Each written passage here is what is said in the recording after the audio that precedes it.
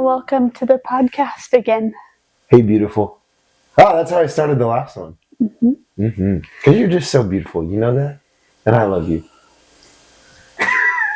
So today, we're going to talk a little bit about if Jesus loves us, why do bad things happen? So we're getting serious. We're getting serious. Which I feel like vaguely, you hear a lot of people say like, oh, we live in a broken world, life's not perfect. Which I feel like is pretty vague. People hear that a lot. So I feel like we gotta say that, yeah. Which is very true, but kind of want to get down to the nitty gritties. You know what I mean? Oh, 100%. I still to this day question why things go wrong. Oh yeah. It's like, oh man, God gives us so much, but yet we do the entire wrong things with what He gives us. If you think about people who get in car accidents, He gives us a nice car, and then we go and wreck it because we drank too much one night. It's like, dang, why do you let that happen? Yeah. But then that's where freedom of your free will. Yeah. So I think when you choose God, and that's why I love Habakkuk, I think is how you pronounce it. I never know. Habakkuk 1:5 talks about I'm going to do something in your days that even if you were told, you wouldn't believe. I love that. I love that verse because it talks about I'm going to do something in your days. Yeah, for I'm going to do something in your days. In your days, as you're, here on earth. You wouldn't believe me even if you were told. And I love that verse because, it talks about if you choose Jesus and follow His path, He has something greater planned for you. That's good. And so I think sometimes that can be hard to think about when you're in hardship because you tend to fall back. Yeah. And when something bad happens, you question God, you question, everything. And then maybe you step off the path and then you're missing out on stuff that God has planned for you. But I say that because I feel like when I say I want to dig deeper is because I might get some hate for saying this. But I think, and some people believe this and some people won't, especially people who aren't following Christ yet, is probably a hard thing to believe. But I truly think suffering brings us closer to God. I don't think all bad things that happen are bad on the grand scheme of things. I think, bad things happen. Yeah, they're not fun and they are sucky, but I think bad things happen to bring us closer to God.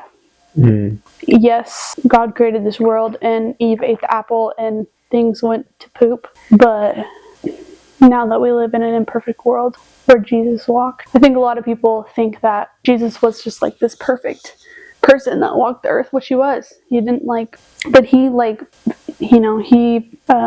experienced betrayal and hurt. And this says in that verse, I actually have it here, in John 11, where is it?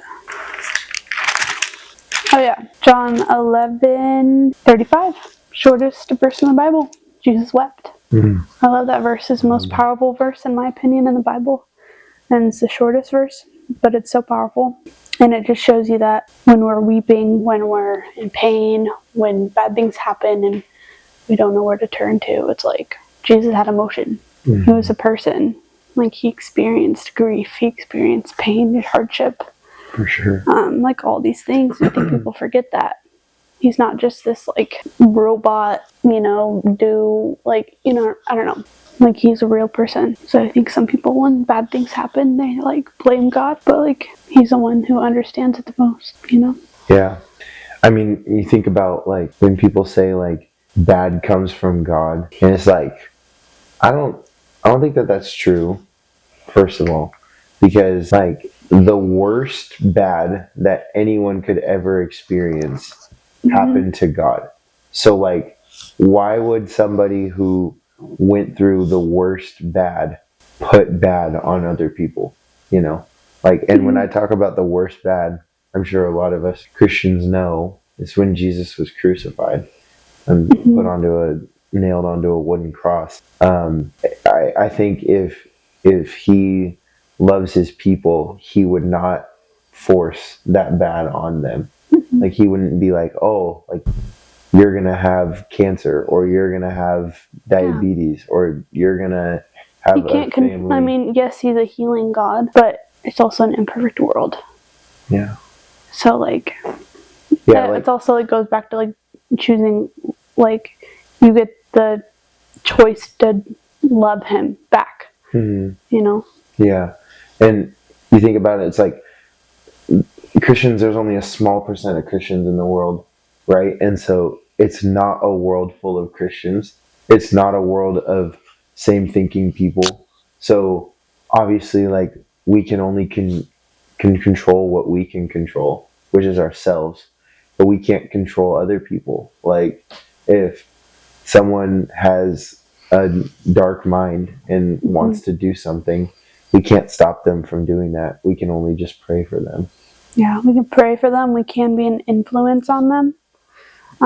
But yeah, you're right. And it's also like, we can't control other people, just like God can't control us like a robot. He doesn't want to. He wants us to choose him. Just like other people, we can't control other people. They have to choose, and we should want them to choose. We don't want to control other people, especially non-believers. Like, we want you to choose God. We don't want to make you do something, drag you to church, you know? Yeah, for sure. We don't want that. I was reading my devotion today. Today's the 6th. There's a spot in here that I thought about reading, sharing on the podcast. Let me find it. Actually, I'm just going to read it.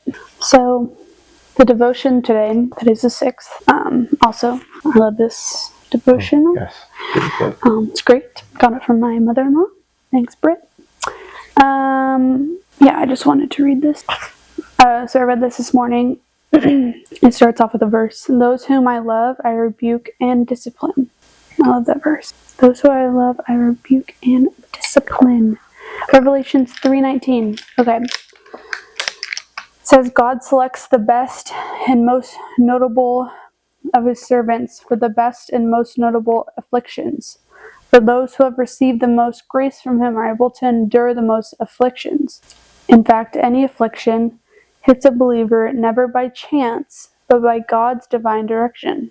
I say that again. In fact, any affliction hits a believer never by chance, but by God's divine direction. He does not aim his arrows, for each one is on a special mission and touches only the heart for whom it intended. It is not only the grace of God, but also his glory that it revealed when a believer can stand and quietly endure an affliction. And there's like a little not poem thing here. If all my days were sunny, could I say, in his fair land he wipes all my tears away? If I were never weary, could I keep this blessed truth, he gives his love one sleep? If no grave were mine, I might come to deem the life eternal, but a bassless dream. My winter and my tears and weariness, even my grave may be his way to bless. My winter and my tears and weariness, even my grave may be his way to bless. So good. I call them ills, yet that can surely be nothing but love that shows my Lord to me. I also love that. Christians with the most spiritual depth are generally those who have been taken through the most intense and deeply anguishing fires of the soul. If you have been praying to know more of Christ, do not be surprised if he leads you through the desert or through a furnace of pain. Dear Lord, do not punish me by removing my cross from me. Instead, comfort me by leading me into submission to your will and by causing me to love the cross. Give me only what will serve you best, and may it be used to reveal the greatest of all your mercies, bringing glory to your name through me according to your will. I love that. That's good.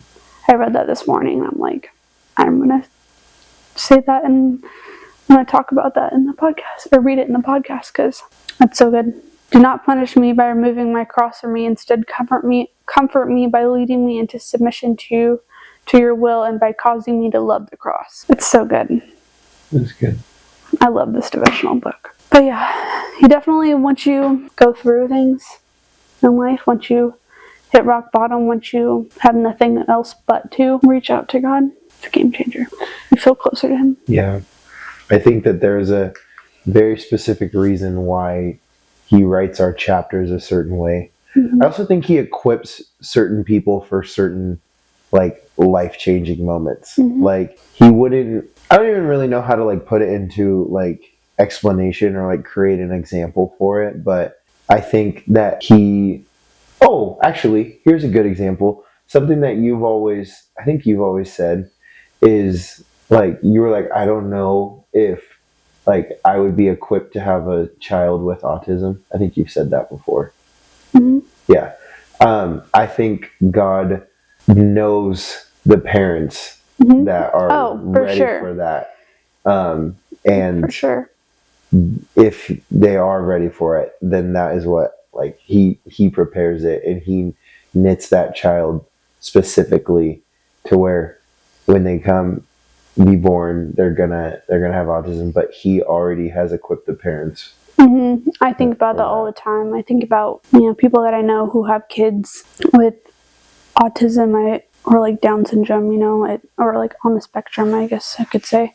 Like I just want to like go to the parent and be like, you were equipped for this. Like God gifted you with this child.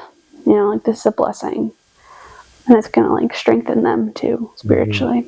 But yeah, I've always said that. I mean, I think I'm just gonna say it. I think a lot of people are like, oh, I don't think I could, and then it happens. And then it's like God shows his grace through it, and like it actually ends up being a blessing. And they're like, I can't imagine my life without this kid. Yeah. But I do think, like you were saying, that I agree that God definitely picks. Yeah. Handpicks. People are meant to do certain things in life. People have their callings. Yeah. I've also heard someone told me once that your calling does not have to be your job, too. Oh. That your calling does not have to be your job. I remember a lady that I know, Joyce, she, when I told her about maybe starting a podcast, she's like, this could be your calling. Like, your calling doesn't have to be your job. People always forget that. Yeah. And that's true. She's like, I'm a teacher, and that is my calling, and that is my job, but it doesn't have to be. There's a lot of people that I know that don't, have a calling. It's not their job. But it is kind of cool. Yeah. Anyways, it was kind of off the topic. You're good. No, I was kind of just, as we were sitting here talking, I was thinking about another kind of thing that the last couple years we've both dealt with, and that's death. And that's one that's like really just makes you kind of go like, oh God, like how dare you take away like people that I love, and it's like when I lost my papa on my dad's side, that was the first grandparent that I'd ever lost. And I remember just sitting in the hallway of the hospital and just like crying because I'm like so sad that my grandpa had just died. And I just like remember like writing out this like thing, like just like, God, like why would you take like my number one source of happiness away from me? Like why would you do that? Like, like I could be feeling the worst, or I could have had the worst day or something, and like if my parents told me that we were going to Papa's house, like I'd be like my eyes would just like light up and my smile would be so bright. And then like you walk through Papa's door and he's sitting on his chair, and he just has like this like just this way of how he like greets you, and he's just like, hey, like come here and give Papa a hug. And when he would hug you, he'd be like, like that was his sound. Like he'd be like, I just like that was ringing in my head when I saw him like hurting and struggling, and just that feeling of like wanting just a big old like hug from him, but knowing that I was never gonna get that again until seeing him in heaven. But it really just like when that happened, like I was just like, dang, like why me? Like why do I have to lose a grandparent? And then losing my my grandma on my dad's side, that was hard too. But then seeing it happen to you for the first time, like losing your first grandparent, and being on the other side of it, and as a as a married into the family and still seeing the effect and feeling the effects of loss, and just like wondering to yourself, it's like, yeah, you sit there and you want to question God and be like, why, but it's like God's like, well, we don't make it out of here alive, and I think It's true. Pastor Riley, he like spoke about that too, like 2 weeks ago, and it's like, everyone, we gotta go out through death, like, Nobody as makes it out alive. Yeah. unfortunate it is, but still, it still leads to those questions where you're just like, sometimes you're like, man, like, I wish that wasn't the case, Yeah. I think it's like definitely a death thing's like reality hits you. When death happens, it's like, dang, like that happens quick and that happens, like it does happen. So, but I think a lot of things, like especially death, or just like trauma or whatever, a lot of people are just so quick to blame God because they think He controls everything. And I mean, don't get me wrong, like in a way, yes, He has His hands in everything. Yes, He does. But that's with your cooperation. It's not. Oh, elaborate on that. What do you mean by with your cooperation? Like, He has His hands in everything when you're like, what do you call it, biting? No, when you're obeying? Yeah, I guess. When you're obeying His commands, when you're choosing Him, when you're going, on the narrow path. Like, that's what I mean by cooperation. Yeah. He has His hands in your life if you want them to be. It's like God, when He's at the door, He's going to knock. He's not going to barge in. He's going to knock and be like, may I please come in? If you say no, I don't want you here, He's just going to stand. He's not going to barge in. But I think a lot of people are quick to blame Him. But it's not His fault. It's just, we live in a broken world, like I said. And I know it sounds vague, and it's like, well, yeah, duh, we live in a broken world. But it's true. We live in a broken world. We live in a sinful world. We live in an imperfect world. You have free choice. God gave you free choice. It's like, what do you expect? And then when it comes to death, it's like, everybody dies. It's just kind of like a reality thing. Like, you gotta like it's not even like yes, it is biblical, but it's like also just reality check. It's just like, what's it called when you just need to think straight. You just gotta you just gotta be realistic. Realistic, yeah. Everybody dies. People are gonna do you wrong. People, it's just like, we're all gonna die. Nobody makes it out of your life, but you do get to choose where you're going and if you continue to live, which is why it's so important. And a lot of people think, oh, you're shoving God down our throats, blah, blah, blah. It's like, no, I'm not. God's speaking life into me, through me, to you, to share the gospel with you, to share Jesus with you. It's your choice whether you listen or not. Yeah, that's real.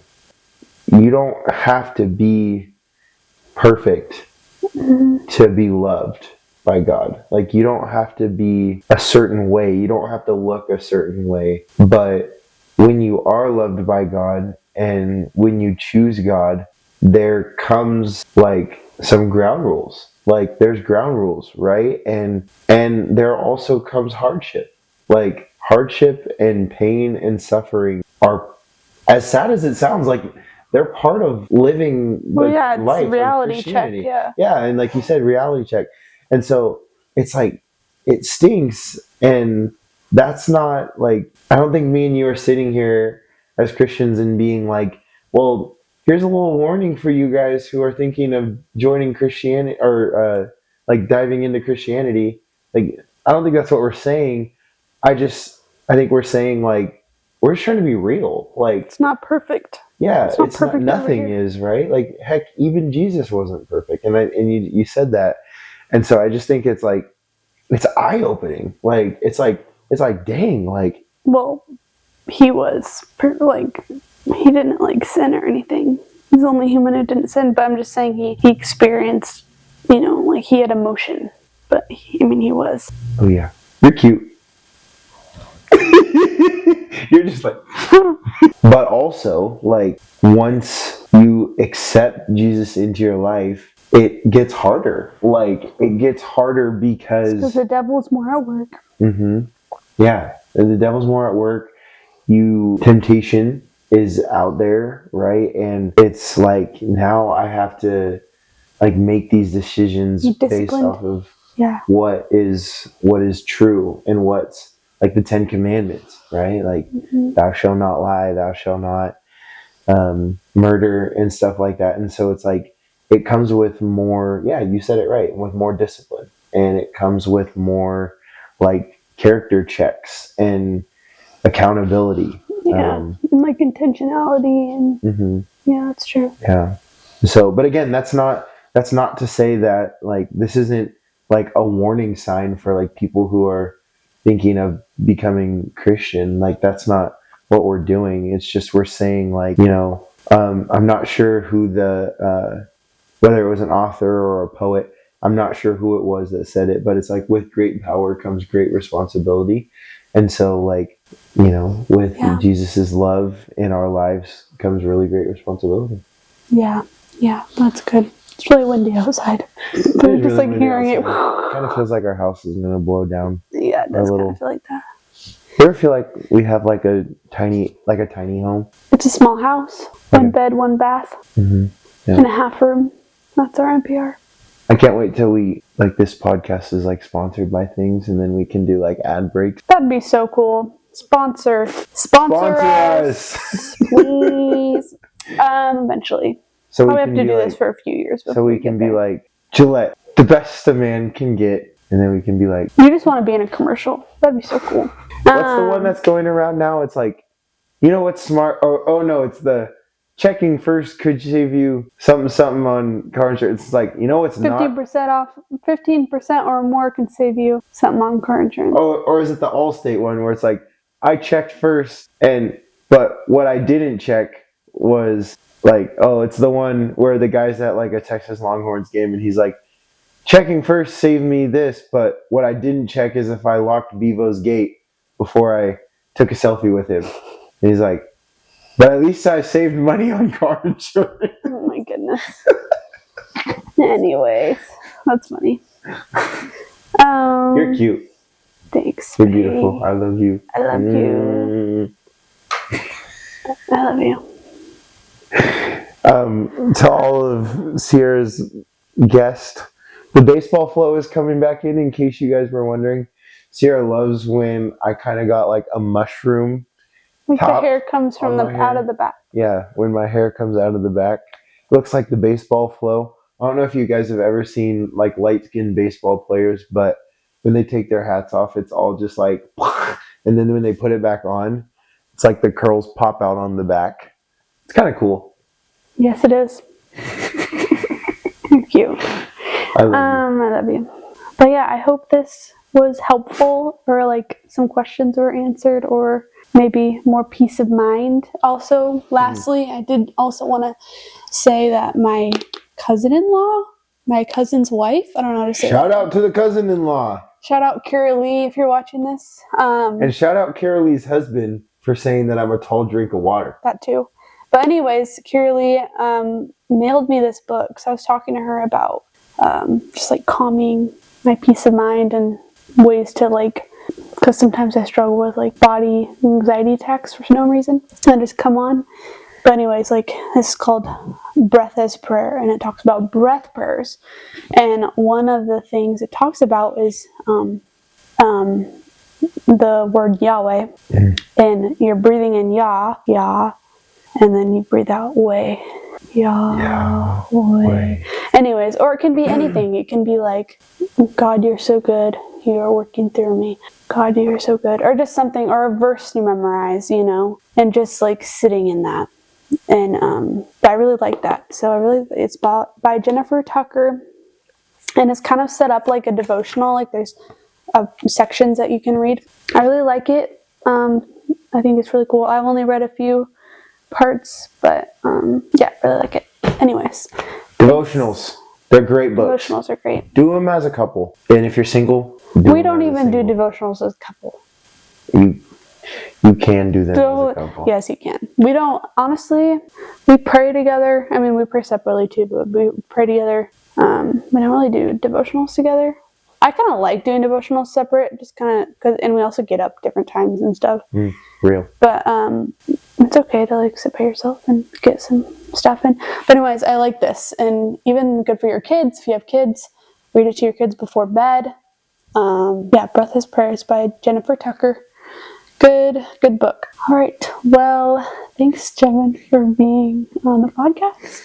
And I hope this was helpful again. And happy Thanksgiving, because we won't have another one till Thanksgiving. Actually, the week of Thanksgiving, there might not be a podcast because I don't know if the next one falls on Thanksgiving week. I don't know. We'll see. Stay tuned. But anyways, thanks for watching. Bye.